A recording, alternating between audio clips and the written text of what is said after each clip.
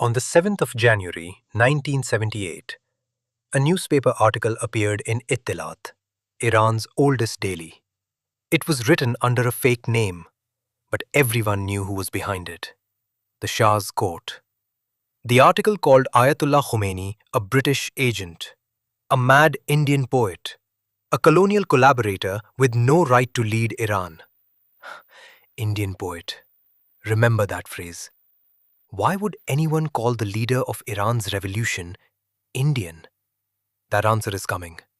And when it arrives, it will rewrite everything you thought you knew about how the Islamic Republic was built. But first, what the article was supposed to do. It was supposed to destroy him. Instead, it destroyed the Shah. Within hours of the article reaching the seminary city of students were marching. 2 days later, security forces opened fire on demonstrators. People died. And then something happened that the Shah's advisors had not accounted for. In Shia tradition, the mourning period lasts 40 days. At the end of those 40 days, people gathered again to mourn the dead. And the security forces fired again. And 40 days later, more mourning, more marches, more blood. A cascade that rolled through all of 1978 until the Shah fled in January 79 and Khomeini flew home in triumph the following month. Now here's what makes this story stranger than any thriller. The Shah tried to use Khomeini's Indian roots as a weapon against him. But those Indian roots and the money that came with them were precisely what had built the religious infrastructure that brought the Shah down. The networks, the seminaries, the scholars, the doctrine of clerical rule itself. This is not a story about Iran alone. It is a story about how a loan made by a Nawab in Lucknow in 1825 helped construct a republic in Tehran 150 years later. And it begins with 10 million rupees. 1825. The Nawab of Awadh, Ghaziuddin Haider, lends the British East India Company 10 million rupees. The company needs it to fund a military campaign in Burma. The principal? Never repaid. But the interest, 5% annually, would be paid in perpetuity. And the Nawab had very specific instructions for where that interest money should go. After his widows passed, the bulk of the funds were to flow westward, to the Shia holy cities of Najaf and Karbala, in what is now Iraq. Now, to understand why this mattered, you need to understand what Najaf was at the time. Najaf is where Imam Ali, the first Shia Imam, is buried. It was the intellectual capital of Shia Islam. Its Hawza, the seminary system, trained the scholars who interpreted law and theology for millions of believers across Iraq, Iran, and the Indian subcontinent. But in the early 1800s, Najaf was dying. Wahhabi raids between 1801 and 1810 had plundered the shrines, scattered the scholars, and left distinguished clerical families in destitution. The first major recipient of the Nawab's money in Najaf, a scholar named Murteza Ansari, accepted the funds because, as he put it, many great families had been reduced to nothing, and the challenge of the Wahhabis demanded resources they simply did not have. Money, as a Shia historian of the period wrote, was the lifeblood of Najaf. And now it was coming. From India. Between 1850 and 1903, more than 6 million rupees flowed from Lucknow to the shrine cities. By the late 1850s, that was about 120,000 rupees a year. It reached junior scholars, students, shrine custodians, the poor. It wasn't charity. It was infrastructure. But this wasn't even the beginning. Before the formal bequest, over 1 million rupees had already been sent from Awadh to Karbala and Najaf between 1786 and 1844. funding public works, including a canal that brought Euphrates water to the holy cities. The Nawab's bequest didn't create the flow, it formalized it, and it scaled it dramatically. What happened next is where the story gets truly consequential. Here is where most people would expect a story about charity, scholarships, food, building repairs. And yes, the Awadh bequest did all of that. But that isn't what makes this story important. The scholars sustained by Indian money in Najaf weren't just preserving a tradition, they were developing it. And what they developed would one day reshape the Middle East. The 19th century Hausa produced some of the most consequential thinkers in Shia jurisprudence.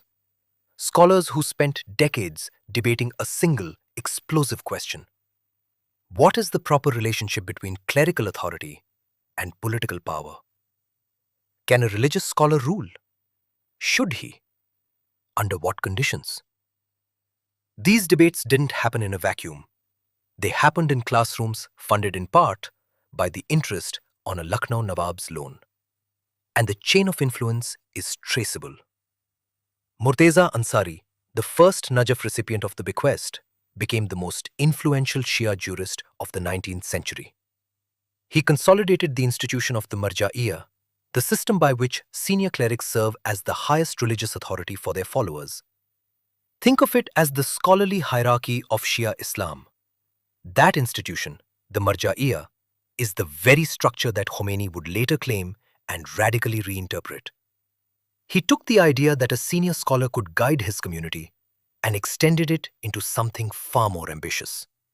He called it Vilayat-e-Faqih, the guardianship of the Islamic jurist. The doctrine that says a supreme religious scholar doesn't merely advise, he rules. That is the theoretical foundation of the Islamic Republic of Iran. And its intellectual roots run through a seminary system kept alive by Indian rupees. But there's more.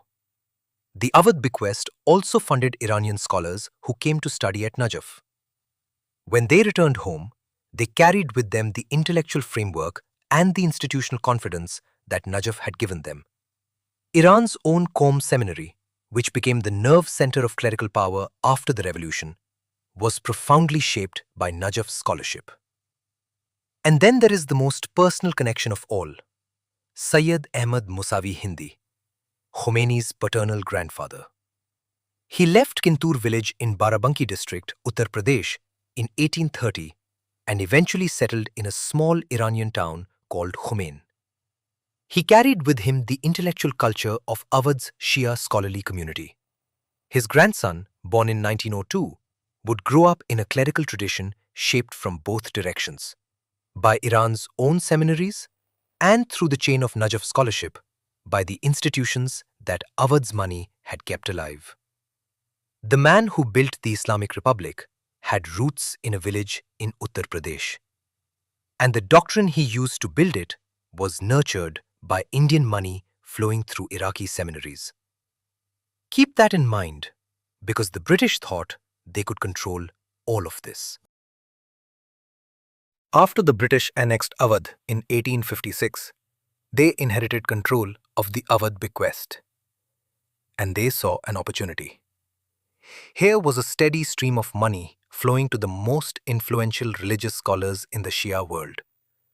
A powerful lever, as one British consul called it, for promoting good relations with Persian clerics and managing Iran and Ottoman Iraq as buffer zones to protect British India. So the British tried to turn the bequest into a geopolitical tool. They shaped who received funds. They favored certain scholars over others. They took over direct distribution in 1912. By 1931, they had reduced the number of mujtahid distributors, the senior clerics who decided where the money went, from 14 to just 2. The strategy failed completely. Scholars who took British money while appearing to serve British interests lost their credibility. The clerical networks that the bequest had helped build were too deeply embedded in popular Shia religious life, too autonomous, too organic, to be steered from a colonial office. And then the money bit back. The very institutional capacity that British-administered Indian funds had built became a vehicle for anti-colonial mobilization. In 1918, the Society of Islamic Revival formed, and one of its central grievances was precisely the British manipulation of the Awadh bequest. The British had funded their own opposition. The lever they thought they held was pulling in the other direction entirely. So let's return to where we started. January 1978, a newspaper article. An insult designed to weaponize Khomeini's Indian ancestry. The Shah's court thought that calling Khomeini an Indian outsider would strip him of legitimacy. What they didn't understand, what almost no one understood at the time, was the depth of what that Indian connection actually represented. It was not a weakness. It was the root system. Lucknow was not a peripheral outpost. It was a major center of Shia learning. Its madrasas trained scholars who moved between India and the shrine cities of Iraq. The Shia jurisprudential tradition that flowered in Awadh, with its particular emphasis on the authority of learned scholars, was not separate from the tradition developing in Najaf. It was the same tradition, fed by the same money, practiced by scholars who often knew each other personally. The Nawabs of Awadh were not simply rich men writing checks. They were participants in a transnational Shia community that stretched from Lucknow to Najaf to Karbala to Tehran, connected by pilgrimage routes, scholarly networks, family ties, and shared theology. And when, 150 years after the original loan, the Shah tried to use that connection as a slur, the networks built by that very connection mobilized against him. The seminaries organized. The mourning cycles cascaded. The 40-day rhythm of grief and protest built and built until it swept away the Pahlavi dynasty. As Iran now faces perhaps its greatest crisis since '79, its supreme leader dead, its military infrastructure struck, its theocratic model under existential pressure, it is worth remembering that the Islamic Republic was never only an Iranian creation. The Rupees of Awadh built the seminaries built the scholars built the doctrine built the Republic. That is the long chain. And it began in India.